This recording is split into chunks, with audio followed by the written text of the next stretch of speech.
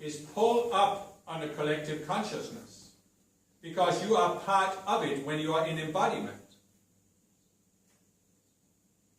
You realize how the fallen beings took this planet to a lower level. They did so by becoming the leaders and making the majority of the people follow them. Well, if a few fallen beings can take the planet down, does it not stand to reason that a few spiritual beings, a few beings who recognize who they are, can also take the planet up? It is perfectly scientific that the few can lead the many. You do not even have to do what the fallen beings do and lead through force and power and make yourself some kind of dictator. You do not need to have physical power over people, because by raising your consciousness, you raise the collective. This is another manifestation of anti-love, where the fallen beings, as individuals or as a small group, have had enormous power over the people, but they are doing everything they can to deny the power of the individual, because they are really denying the power of the individual to manifest Christhood. What is Christhood? It is that you know you are one with the one mind. But when you know that you are one with the one mind, then you also know that everything is out of the one mind and all other people come from that one mind. And therefore, you have the authority to raise up the whole. It does make a difference.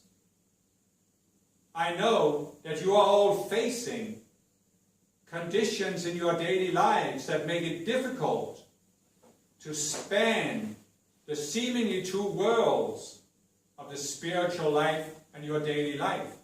I know very well that it is one thing to come to a conference and you are raised in consciousness by feeling our presence, and then you go back to your daily life and the daily grind, as they say. I know this. I understand this. But I still want to give you the vision of what is possible when you find your own personal balance between the spiritual and the daily life. And when you eventually come to the point where you no longer see any difference, no longer see any conflict between the two, because it all blends together, and you realize that you do not always have to be sitting there decreeing in order to invoke my presence. You can actually invite my presence to be with you. And then you are performing a spiritual service in your work, when you interact with your children. Whatever you do, it can be done with a higher awareness, whereby you endow it with love, instead of force yourself out of fear to deal with these conditions. We want you to come to the point where you are not feeling that, oh, I have to do something for the Ascended Masters, so I have to do all these decrees, and this is my only service, but my normal life is just something I'm forced to do in order to survive. And we want you to come to the point where that separation fades away, and you realize that everything you do can be endowed with the light and the love, and it all becomes service. This messenger himself went through a period yesterday of feeling two pulls on him. One was to talk to the people, another was to focus on being a messenger and taking dictations and leading decrees. And he had to make a switch in his consciousness to realize that it is all service, that interacting with other people is also service. It is not just doing something that is seemingly spiritual that is your service to life. It all blends together, my beloved.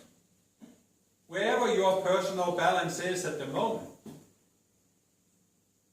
we are asking you to step up beyond these outer images of what you are supposed to do as a spiritual person, and instead see that when you are endowing any activity with love, it is a spiritual service, whatever it may be.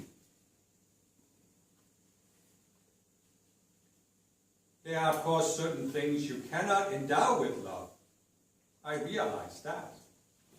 But when you are centered in love, the things that you can do, that you choose to do, they will be a spiritual service. And so, with this, I hope I have given you a slightly different perspective. Where again, as Mother Mary said, you can stop imposing the image upon me that really comes from the fallen beings, that I am this remote being in the sky, and that I am a dualistic being who has been forced to fight the forces of darkness.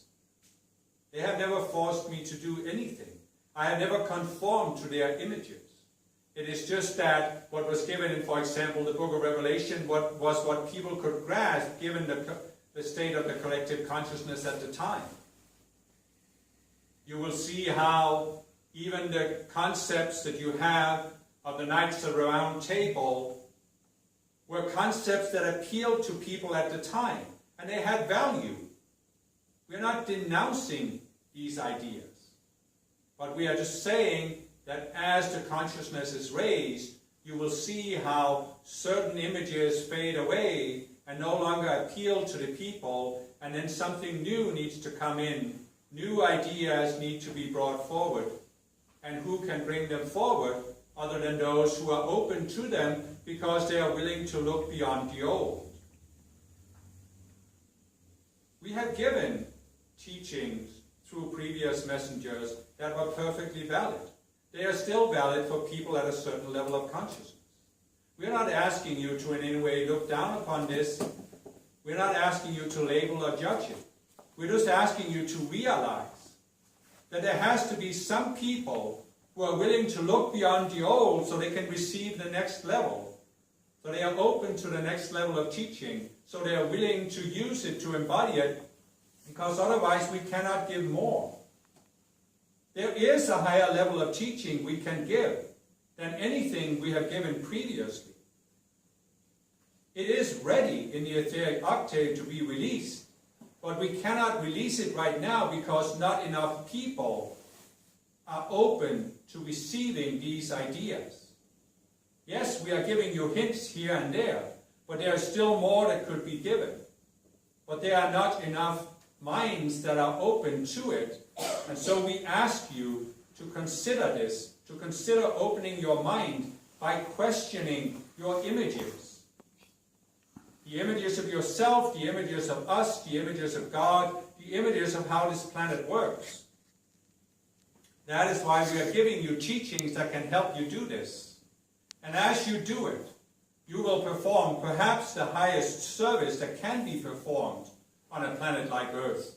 And that is to be the forerunners for bringing forth a new level of spiritual teaching. This is an incredible opportunity. An incredible opportunity. It will not happen by one person being a messenger. There needs to be a critical mass of people who are open, who are willing to look beyond the old images so that they can receive what is given forth.